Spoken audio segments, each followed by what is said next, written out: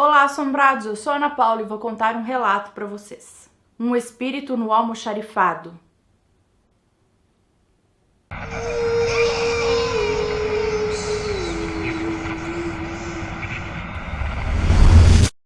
Histórias assombradas.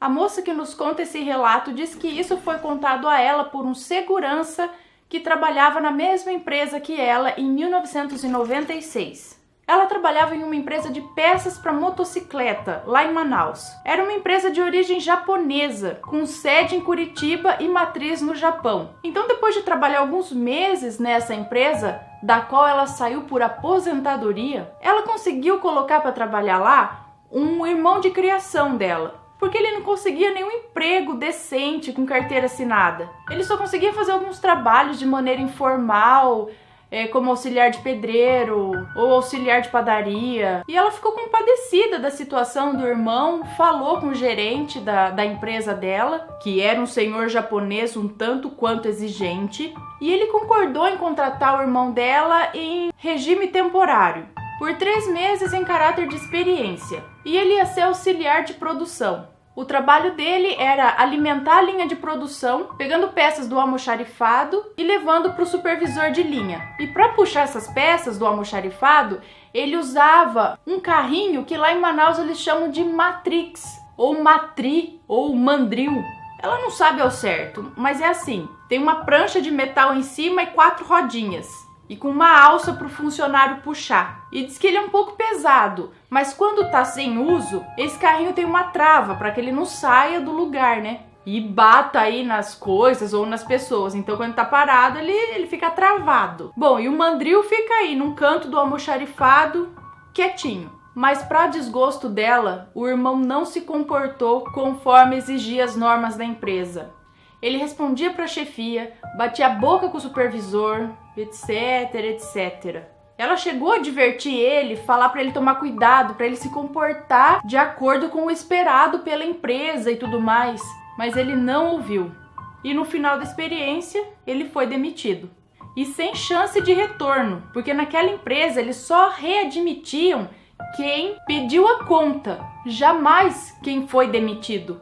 E ela não pôde fazer nada. Ele foi avisado, mas não deu importância. Portanto, sofreu as consequências. Quando ela soube que ele tinha sido demitido, ela foi até ele para saber o que tinha acontecido. E ele chorou, pediu desculpas e pediu que não tocasse mais nesse assunto. E ele nunca mais conseguiu outro emprego decente. Bem que ela tentou de novo com outros amigos e tal, mas não adiantou. Ele ficou fazendo alguns bicos aqui e ali, a mulher dele ajudava, porque ela estava grávida do primeiro filho deles também. Acontece que o irmão dela entrou em profunda depressão e para ajudar, o filho dele nasceu com problemas e morreu algumas horas após o nascimento. E como desgraça pouco é brinquedo, a mulher dele largou dele e voltou para a casa dos pais. Daí a depressão se estabeleceu mesmo e ele se matou enforcado. Ela diz que ficou muito, muito triste. E diz que quando ele era vivo, às vezes que ele se permitia falar a respeito daquele emprego que ele tinha perdido, ele dizia que se arrependia muito de ter perdido aquele emprego, que foi a melhor coisa que aconteceu na vida dele e ele não soube dar valor. Bom, os meses se passaram, a dor da perda dela já estava mais tolerável e ela continuou a trabalhar na empresa. E como ela trabalhava no setor financeiro, às vezes era preciso ficar de hora extra até mais tarde. E na empresa, pouquíssimas pessoas sabiam que ele tinha se suicidado, só mesmo aquelas mais chegadas a ela. Então, uma certa vez ela teve que ficar de hora extra e ficou sozinha, porque a firma ainda estava se estruturando e ainda eram em 10 funcionários. E na administração era só ela. E como já era tarde, umas 8 horas da noite, ela terminou o serviço e foi para a portaria esperar o táxi que ela tinha chamado. Porque quem ficava de hora extra tinha direito a táxi pago pela empresa. Bom, ela foi para a portaria e ficou ali de conversa com o segurança do turno da noite. E detalhe, ela não o conhecia. Ela disse que ele era novo lá e ela acredita que ele tinha mais ou menos 1 mês ali de portaria só. E enquanto o táxi não chegava, eles conversavam ali trivialidades. Então, como ele também ficava sozinho de noite, aquele bairro era um bairro afastado, ficava no final de uma rua sem saída, ela perguntou se ele não tinha medo de assaltos, e ele disse que não, E daí ela perguntou: e de fantasma? Afinal, o galpão era enorme e era meio escuro, e ele tinha que a cada 15 minutos deixar a portaria e fazer uma ronda geral. E sozinho ali era meio sinistro, né? Mas ele respondeu que também não tinha medo. Até porque ele disse que já tinha visto uma coisa estranha lá, que na hora ele ficou assustado, mas que reuniu coragem e encarou de frente. Ela ficou super curiosa e pediu para ele contar para ela. E à medida que ele ia contando, ela ia ficando cada vez mais assustada. E ele contou que na semana que passou, numa quinta-feira, ele foi trabalhar à noite. Ele pegava das 6 da tarde até as 6 da manhã do dia seguinte. Então lá pela 1h da manhã, tocou o relógio da vigia, que assinalava que ele deveria fazer a ronda geral, a ronda noturna, que era a cada 15 minutos. E quando ele passava pelo almoxarifado, por entre as prateleiras, que diz que são super altas, vai até o teto, ele passava pelo corredor central do galpão e no final desse corredor ficava o tal do carrinho lá, o Matrix, o Mandril. Ficava lá, quieto e travado no final do corredor. Aí ele passou pelo carrinho e seguiu em frente, em direção à portaria. De repente, quando ele estava no meio do corredor, ele começou a ouvir o barulhinho das rodinhas do Mandril lá, do Matrix, atrás dele.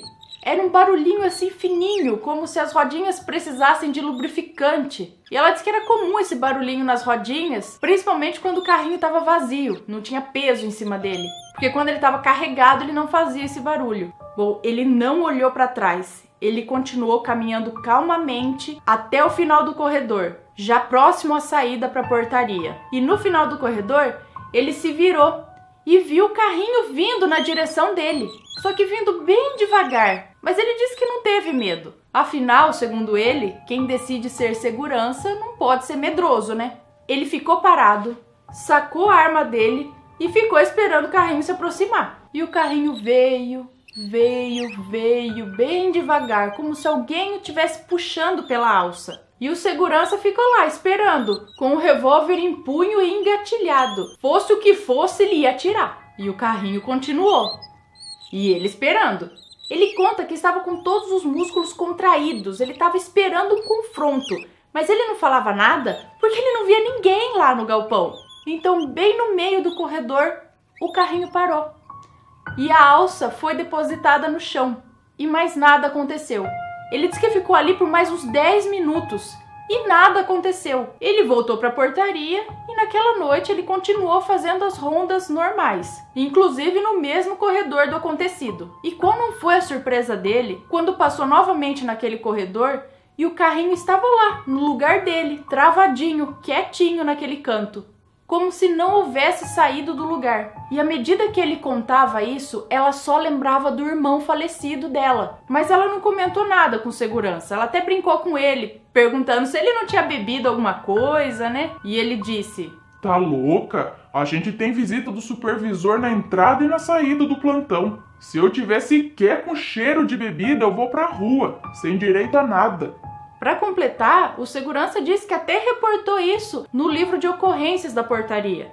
E ela diz que até hoje, quando ela lembra desse relato do segurança, ela tem certeza que era o espírito do irmão dela, que ficou extremamente triste quando foi demitido e não conseguiu se desligar totalmente da empresa. Meu, imagina a cena, você vê o carrinho vir rodando aquela rodinha na sua frente assim, e com o gancho levantado, como se alguém tivesse puxado. De repente ele para, o gancho abaixa. O cara tem que ter coragem mesmo. E ainda tem que voltar, continuar a noite fazendo ronda por lá. Você tem alguma história parecida? Você é segurança e tem história? Porque segurança que fica aí de madrugada nos lugares, acho que tem muita história pra contar, é muito legal. Então, se você é segurança, se você conhece tem alguma história pra contar, manda pra gente. E se gostou desse relato, deixa o seu joinha, se inscreve no canal, segue a gente nas redes sociais e compartilha esse vídeo com seus amigos. Um beijo pra vocês e até o próximo relato. Tchau!